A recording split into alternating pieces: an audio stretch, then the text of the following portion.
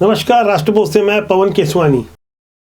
छत्तीसगढ़ की राजनीति इन दिनों दो तीन नेताओं के इर्द गिर्द घूम रही है, जहां चर्चा खूब होती है डॉक्टर रमन सिंह की कांग्रेस की ओर से और भारतीय जनता पार्टी के नेता टी.एस. सिंहदेव बाबा को निशाना लगाने से नहीं चूकते।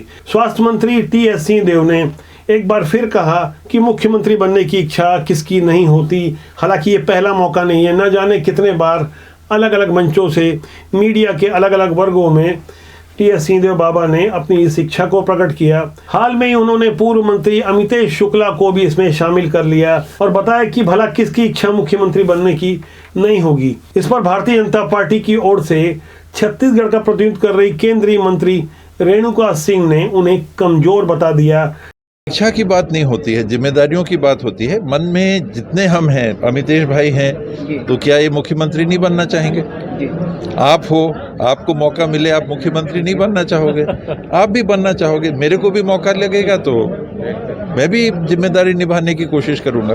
राजनीति में बहुत कम नेता होते हैं जो इतनी साफगोई से अपनी बातों को रखते हैं। टी.एस. सिंहदेव बाबा पहले कह चुके हैं कि वो भारतीय जनता पार्टी में कभी नहीं जाएंगे। जब भारतीय जनता पार्टी में उनकी आने की कोई आशंका नहीं बची, तो ऐसे में भारतीय जनता पार्टी की ओर से भी जवाब तो आना ही था। छत्तीसगढ़ से केंद्रीय मंत्री रेणुका सिंह आदिवासी चेहरा है भारतीय जनता पार्टी की, उन्होंने कमजोर नेता बता दिया।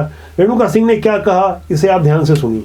मैंने कहा कि टी.एस. बाबा जनता से जो वादा किए थे वो जनता से अपना पिंड छुड़ाना चाहते हैं, क्योंकि जो 36 जन घोषणा पत्र था टी.एस. बाबा के नेतृत्व में ही तैयार किया गया, और अब जब वो चुनाव क्षेत्र में जाएंगे तो जनता उनको बख्शने वाली नहीं है। इसलिए वो, मुझे ऐसा लगता है कि चुनाव भी लड़ना नहीं चाह रहे हैं। जब चुनाव लड़ना नहीं चाह रहे हैं, इसलिए वे इस प्रकार की बात कर रहे हैं कि मैं भारतीय जनता पार्टी में नहीं जाऊँगा। Bharatiya Janata party T.S.. बाबा को लेकर क्या करेगी?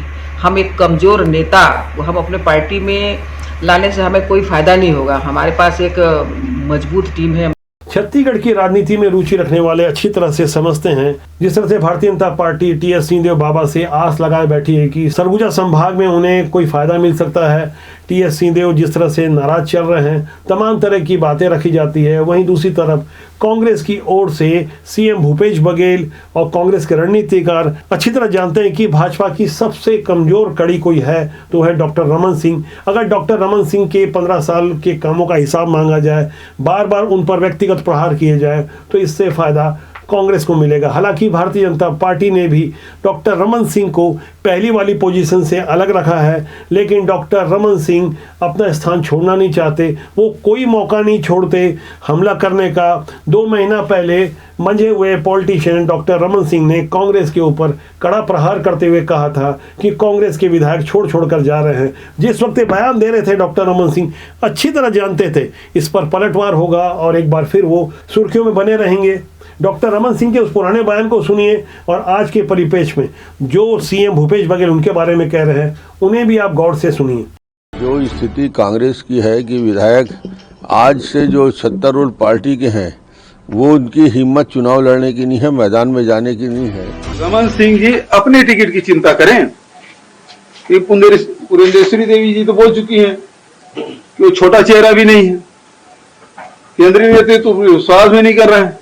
रमन सिंह को कुछ समझ आता नहीं है, वो कुछ का कुछ बोलते रहते हैं। रेणुका सिंह ने ये कहा है कि सरगुजा कमजोर हो चुका है, टी.एस. बाबा कमजोर हो चुके हैं, वहां पर नेतृत्व विहीन हो चुका है। वो अपनी चिंता करे, अपनी पार्टी की चिंता करें, और आदिवासियों की जो दुर्गति, आदिवासी नेताओं की दुर्गति जो रमन सिंह ने किया, भारतीय जनता पार्टी ने किया है, अब अकेले रेणुका सिंह बच गई हैं। बचत राम विचार नेताम, नंद कुमार साय, ननकी राम कंवर, विष्णु देसाई, वो सबको पीछे धकेलने का काम रमन सिंह और भारतीय जनता पार्टी ने किया। बदले हुए राजनीतिक हालात में छत्तीसगढ़ में डॉक्टर रमन सिंह से कहीं आगे भारतीय जनता पार्टी अब माइक्रो मैनेजमेंट पे काम कर रही है।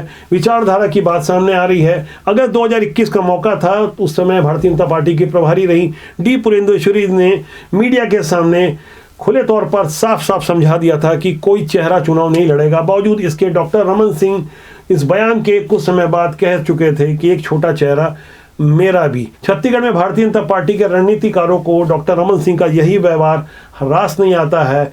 सारे किए कराए पर डॉक्टर रमन सिंह अक्सर पानी फेरने से पीछे नहीं हटते और सीएम भूपेश बघेल जो एक मंझे हुए पॉलिटिशियन है वह भी समझते हैं कि डॉक्टर रमन सिंह पर हमला करने से कितना बड़ा फायदा मिल सकता है। बदली बदली सी भारतीय जनता पार्टी जहां विचारधारा की बात कर रही है, वहीं कांग्रेस में सीएम भूपेश बघेल का कोई विकल्प फिलहाल नहीं है। टीएस सिंहदेव भी मान चुके हैं कि आने समय में सीएम भूपेश बघेल के चेहरे पर ही चुनाव लड़ा जाएगा। एक तरफ जहां सत्ता पक्ष के पास यह चुनौती होगी वो अपने कामों के आधार पर जनता के बीच जाए, विकास के लिए उन्होंने क्या किया है। जब रोड मैप तय करने की बात आएगी तब कामों का हिसाब भी दिया जाएगा। दूसरी तरफ भारतीय जनता पार्टी के पास भी तमाम मुद्दे हैं।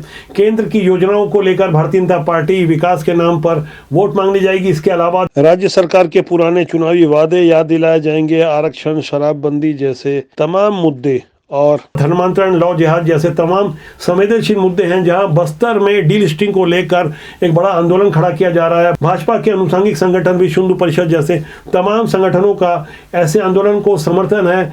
लंबे समय से आंदोलन चल रहा है। वहां के स्थानीय आदिवासियों की यह मांग है कि वहां के आदिवासी जो धर्म परिवर्तित कर चुके हैं उन्हें आरक्षण का लाभ कैसे दिया जाए। इसे लेकर जहां आदिवासी वर्ग आंदोलन कर रहा है, वहीं दूसरी तरफ छत्तीसगढ़ के बेमेतरा जिले के साजा विधानसभा के बीरनपुर में 8 अप्रैल के बाद जो हालात हुए, जो कारणों को भारतीय जनता पार्टी ने समझाया, वो कारण लव जिहाद के बताए जा रहे हैं। वहीं दूसरी तरफ कांग्रेस इसे 2 बच्चों की लड़ाई का मामला बता रही है। लोगों की भावनाओं से जुड़ा हुआ यह मामला जब आगे बढ़ा और जिस तरह से बड़ा स्वरूप लिया और 10 अप्रैल को जिस तरह से छत्तीसगढ़ का बंद का सफलतम आयोजन हुआ, यहां से कांग्रेस के सामने जहां चुनौतियां बड़ी हो गई है, दूसरी तरफ भारतीय जनता पार्टी को एक नई राह दिखी है।